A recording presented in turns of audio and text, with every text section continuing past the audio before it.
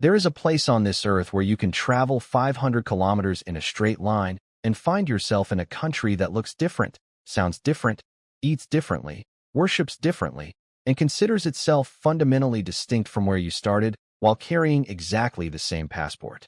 That place is India, and calling it a country is, frankly, an understatement. India has 1.4 billion people, making it, as of 2023, the most populous nation on Earth, surpassing China for the first time in recorded history. But population is the least interesting thing about India's scale. India has 22 officially recognized languages under its constitution, and linguists estimate there are over 19,500 distinct dialects spoken across the country. Hindi, the most widely spoken, is understood by roughly 44% of the population. The other 56%, hundreds of millions of people, conduct their entire lives in languages that have their own scripts, their own literature, their own classical traditions. Tamil, one of the world's oldest living languages, has a literary tradition stretching back over 2,000 years. It was being written at the same time as Latin. The country spans a geographical range that beggars belief. In the north, the Himalayas, the highest mountain range on Earth, home to Mount Everest, K2, and dozens of peaks above 7,000 meters. In the south, the Kerala coast, a tropical, lush landscape of backwater canals and spice gardens that looks like something from a dream. In the west, the Thar Desert is one of the most densely populated deserts in the world, where cities of hundreds of thousands thrive in conditions that seem to prohibit large-scale civilization. In the northeast, states like Meghalaya receive more rainfall per year than almost anywhere else on Earth. Villages here build living root bridges from the aerial roots of rubber trees, engineering structures that have been growing and strengthening for centuries. India is not one climate, not one landscape, not one person. It is a subcontinent, and it has always been thought of as such by the people who live there. The Mughals called it Hindustan. The British called it the jewel in the crown. Indians themselves have dozens of names for it, depending on language, region, and belief. The name India itself comes from the Indus River, a river that today runs almost entirely through Pakistan.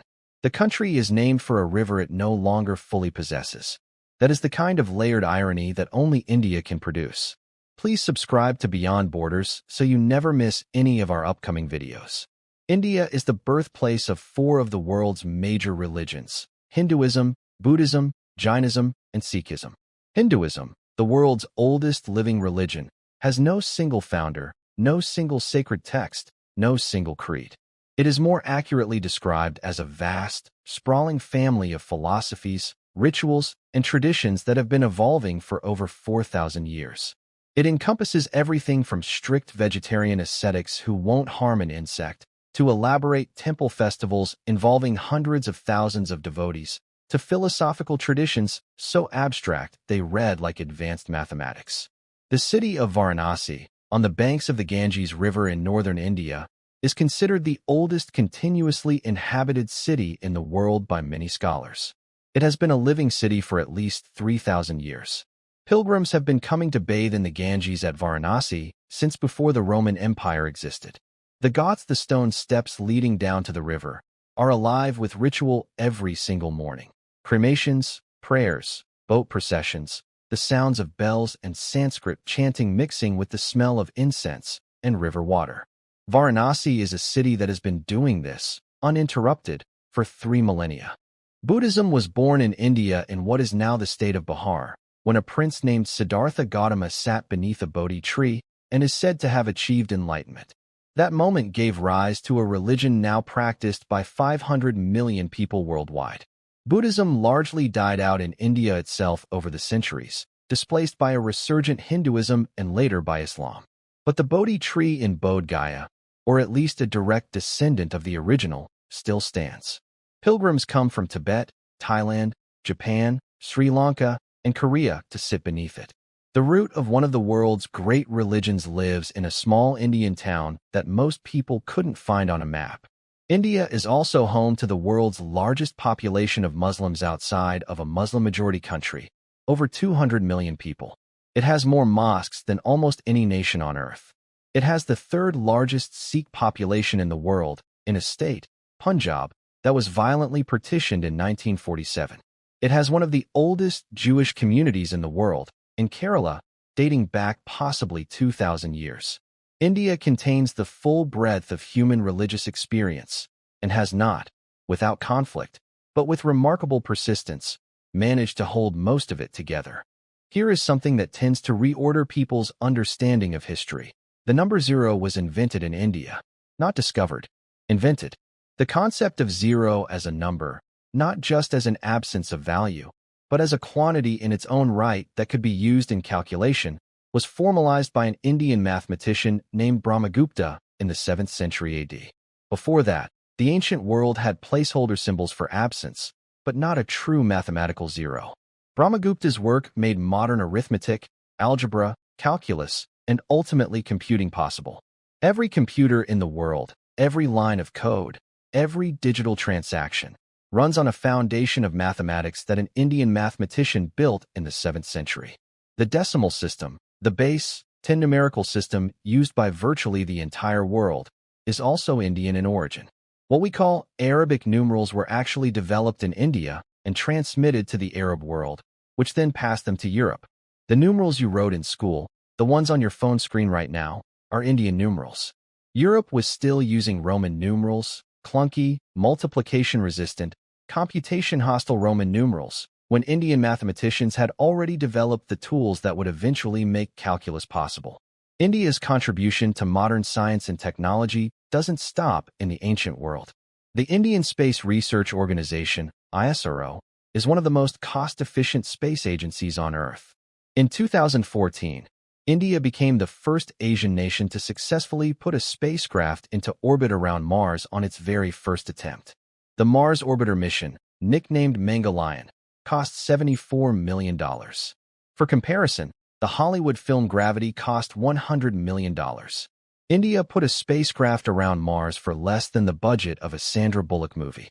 In 2023, India landed a spacecraft near the South Pole of the Moon, a region no other country had successfully reached, becoming the 4th nation to land on the Moon, and the only one to land at the pole. India is not a developing space power. It is a fully operational one. Please subscribe to Beyond Borders so you never miss any of our upcoming videos.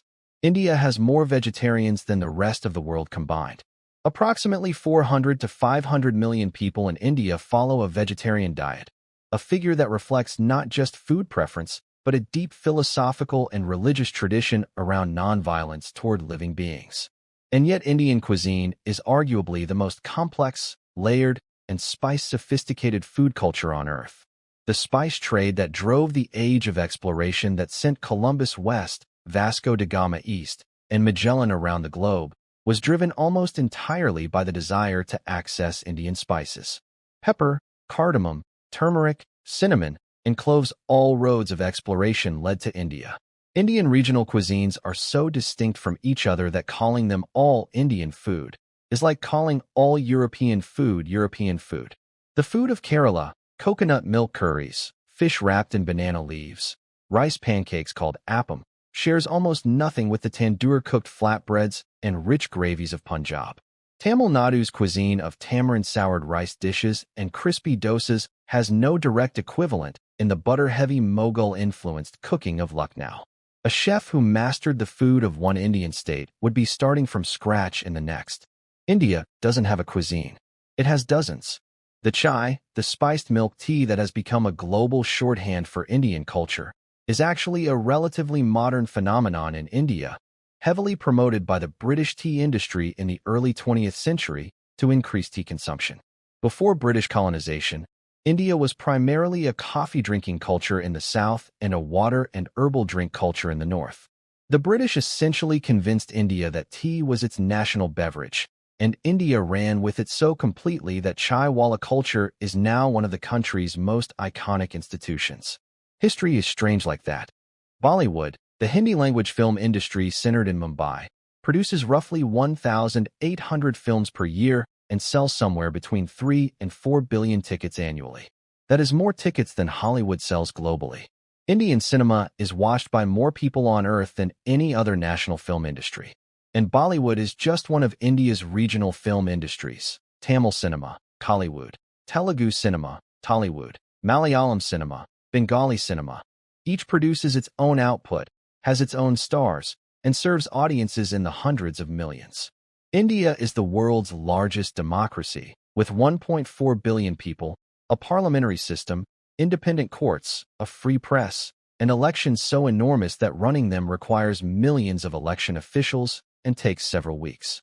The 2019 general election saw roughly 900 million eligible voters, the largest democratic exercise in human history.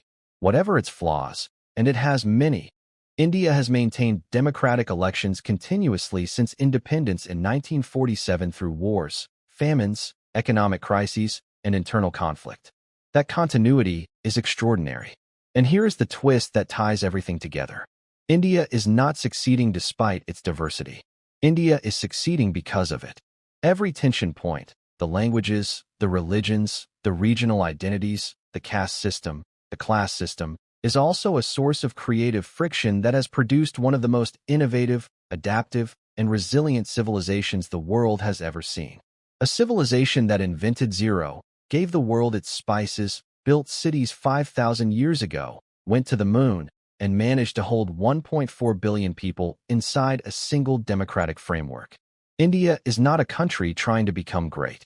India is a civilization remembering that it already was. From the Himalayas to Kerala, from the invention of zero to the South Pole of the moon, India is proof that civilization is not a destination. It is a process that some places have been running for a very, very long time.